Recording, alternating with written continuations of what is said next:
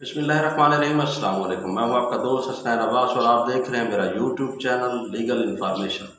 आज का हमारा टॉपिक है, क्या इद्दत के दौरान निकाह हो जाता है या नहीं होता। इसको हम कानूनी और शरई पहलू से डिस्कस करने की कोशिश करते हैं। सबसे पहले तो ये समझ से बालातर है कि लड़की आती है कोर्ट में और खुला का दावा फाइल कर देती है, रेजोल्यूशन ऑफ मैरिज का केस फाइल कर देती है। फिर जो है ना कोर्ट मुद्दा अलह को यानी लड़की के हस्बैंड को नोटिस भेजती है। वो अवेलेबल होता भी है नहीं होता, वो कोर्ट में हाजिर होता है भी है, बाज़ वक्त में देखा गया नहीं भी आता, यानी कि मुल्क से बाहर भी होता है।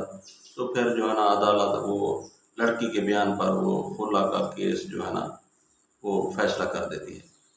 फिर इसके बाद आता है इद्दत पीरियड। पहले तो ये समझ से बाल आता रहा है कि उस लड़के को पता तक भी नहीं और उसकी जो है ना मैरिज डिसॉल्व हो गई, उसका निकाह कैंसिल हो गया। लेकिन हमारे यहाँ इसको शरई लिहाज से देखना होगा।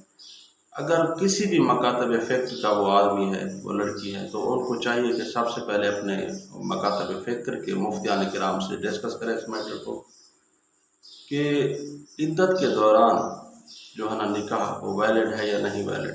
हमारे यहाँ मोस्टली जो कानून डिस्कस किया जाता है वो ममडन लॉ है, जिसकी सेक्शन 257 वो डिस्कस करती है इसको कि इद्दत का पीरियड जो है ना वो 3 माह जो हमारी शरीयत ने बताया है वही है। तो कोई भी कानून शरीयत से मुतसादिम नहीं चल सकता। तो बाज़ वक्त में ऐसा भी देखा गया है कि लड़की का लाजमी नहीं कि 3 माह का इद्दत पीरियड वो काउंट हो, उसको बेसिकली 3 जो है ना मेंसेस का टाइम काउंट किया जाता है।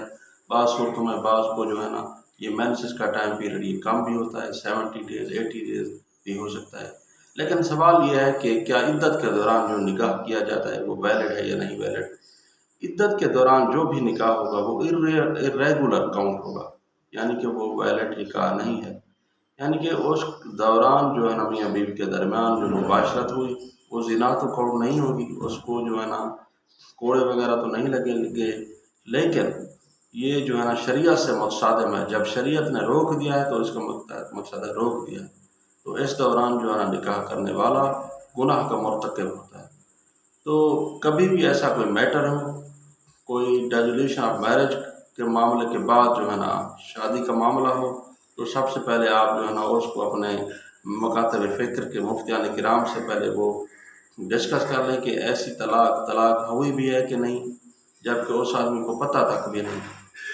तो क्योंकि ये छोटा मोटा मामला नहीं है, ये एक ईमान का मामला है, ये किसी के दीन और दुनिया और आखिरत के मामलात पर मुनहसर है कि अगर ऐसा हो जाता है तो कल कला ये कितने गुनाह के मुर्तकिब होंगे और रोज़ महशर इनके साथ क्या मामला होगा।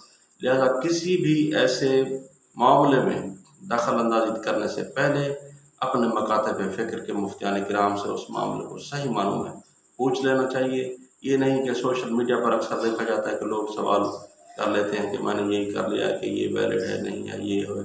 तो हर आदमी की फिर अपनी राय होती है, उसमें कोई मुफ्तियान किराम नहीं होते। तो चाहिए ये कि कभी भी ऐसा मामला हो तो अपने मुकातब फ़िक्र के मुफ्तियान किराम जो आपके इलाके में भी होते हैं, मदारस में भी होते हैं, वहाँ जाकर उनको इस मामले को डिस्कस कर लेना चाहिए। उनसे जो ना शरई रहनुमाई ले लेनी चाहिए ताकि आगे की पेचीदगियों से जो है ना बचा जा सके।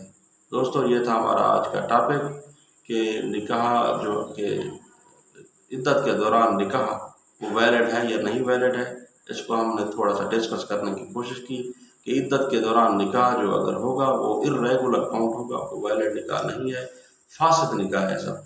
बाज़ मुफ्तियान किराम ने, बाज़ उलमा किराम ने ऐसा भी कहा कि इद्दत के दौरान अगर निकाह कर लेता है कोई तो जब भी इद्दत का पीरियड जो है ना मुकम्मल होगा तो उस वक्त आपको दोबारा निकाह करना होगा।